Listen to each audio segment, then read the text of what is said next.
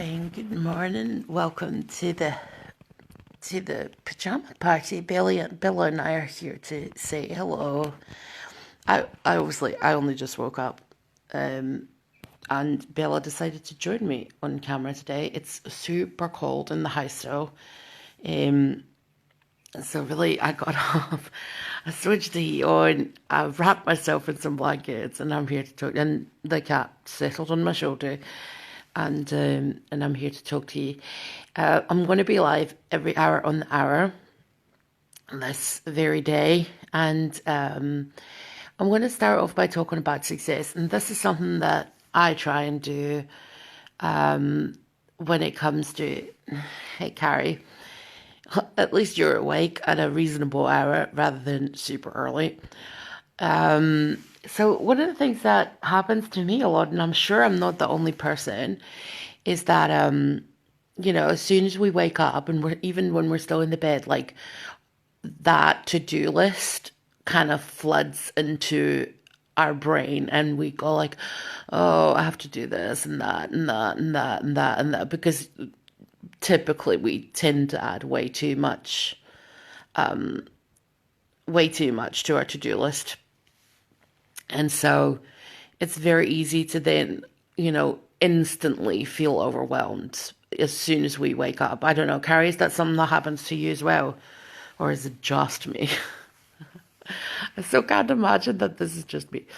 So anyway, and because we add so much to our to-do list, it's so easy to then not be able to manage all those various tasks, and that will leave us feeling like we didn't succeed in that day, right? Because I mean, we may knock like 10 tasks off our list, but if there's 20 on there, we still don't feel like we've accomplished enough, right? And oh, that's so much more comfortable.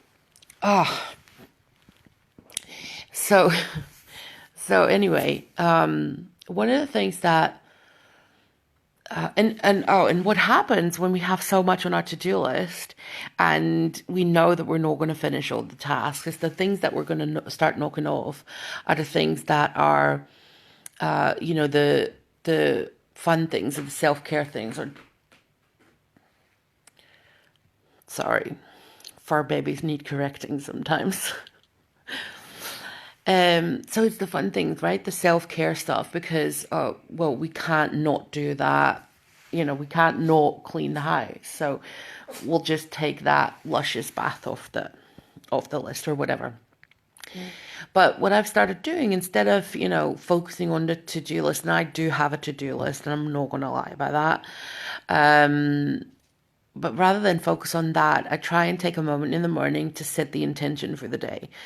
And just quiet moment, find that sort of 5 minutes without anyone disturbing you, and sometimes it's make yourself a cup of tea and drink it, sip it while you're in the kitchen, staring out the window, and think about what the intention for the day is, what's going to constitute a success for that day. Because I think a lot of times why we don't feel successful in our days because of how we define success.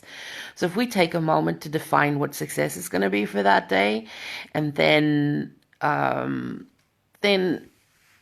we can adjust our to-do list. Now, let me just give you a practical example. So this week has been quite a weird week for me in the sense that all these kind of unexpected things came up. And that's fine.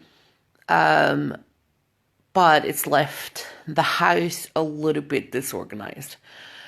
So rather than making a long list of all the tasks that I need to do in the house, I've decided that alongside talking to you guys every hour, I want to feel, by the end of this day, I want to feel like, my house is a restful place. My house is where I feel balanced again, right?